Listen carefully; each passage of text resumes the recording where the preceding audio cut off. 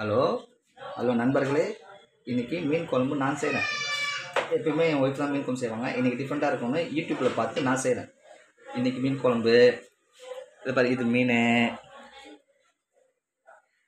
இது சின்ன வெங்காயம், இது உரிச்ச பூண்டு,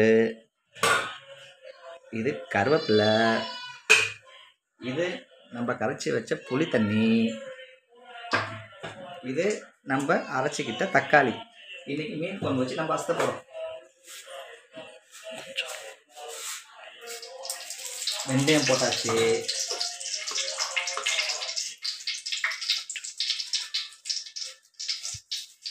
சீரகம் போட்டாச்சு,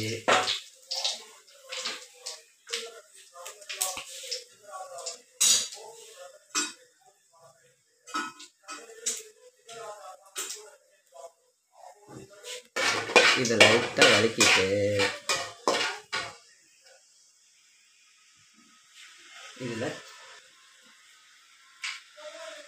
இதில் சின்ன வெங்காயத்தை போட்டுட்டு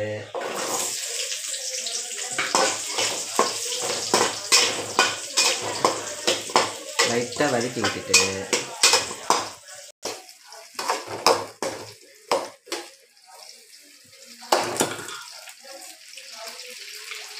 அடுப்பு நான் தெரியாமல் ஸ்லோவாக வச்சுட்டேங்க.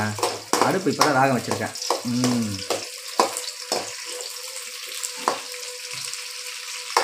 ஃபஸ்ட் டைம் செய்கிற மீன் குழம்பு எப்படி இருக்குன்னு தெரில. வீட்டில் தான் சாப்பிட்டு சொல்லணும். எதை முன்ன பின்னாடி அட்ஜஸ்ட் பண்ணிக்கோங்க.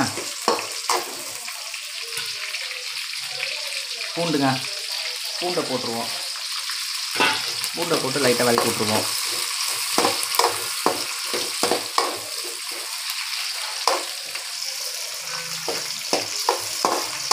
இது நல்லா சவன்னு வேகணுங்க இந்த சின்ன வெங்காயம். அப்படி தான் யூடியூப்பில் சொல்லியிருந்தாங்க, எனக்கு தெரியாது.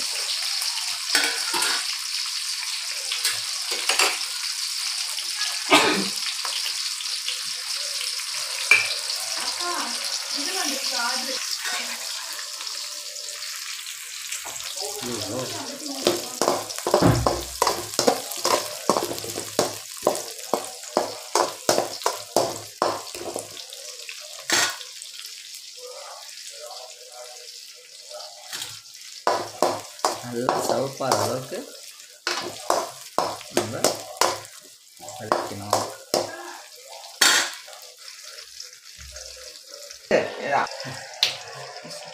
இப்போது நம்ம அரைச்சி வச்ச தக்காளியை அதில் போட்டுக்கலாம். லைட்டாக கலக்கி விட்டுக்கலாம்.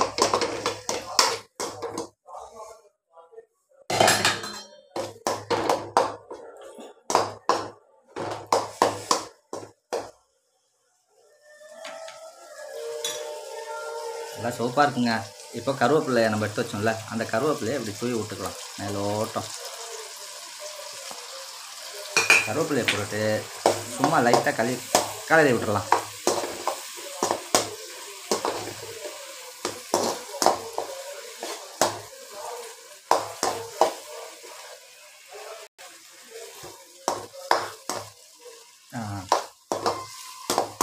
இது கொஞ்ச நேரத்துக்கு அப்படியே அந்த வெங்காயம்லாம் நல்லா கொஞ்சம் வதங்கட்டும்.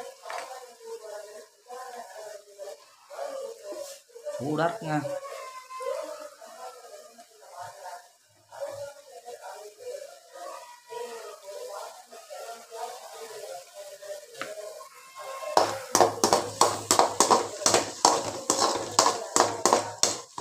நல்லா பார்க்கவே இப்போவே நல்லாயிருக்கு.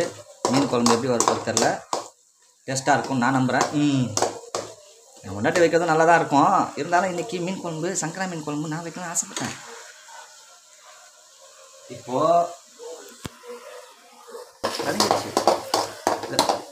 இப்போது புளி தண்ணியை எடுத்து நம்ம ஊற்ற போகிறோம். நம்ம கலக்கி வச்ச புளி தண்ணி, பச்சை மிளகா அதில் இருக்குது. இதில் கை வைக்கணுமா வைக்கக்கூடாது எனக்கு தெரில, இருந்தாலும் நான் அப்படியே ஊற்றிடுறேன்.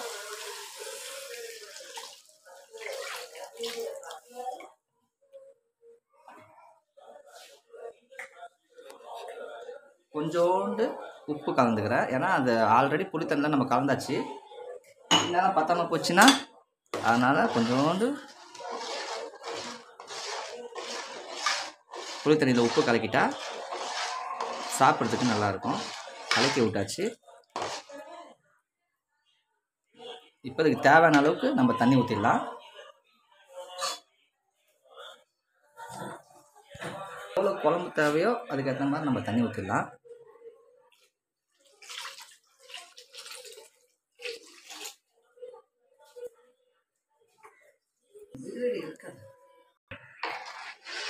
இப்போது நம்ம தேவையான அளவுக்கு தண்ணி எடுத்தாச்சு. ஏன்னா நம்ம வந்து இப்போ ஒரு 1.5 கிலோ மீன் வாங்கியிருக்கோம் சங்கரா.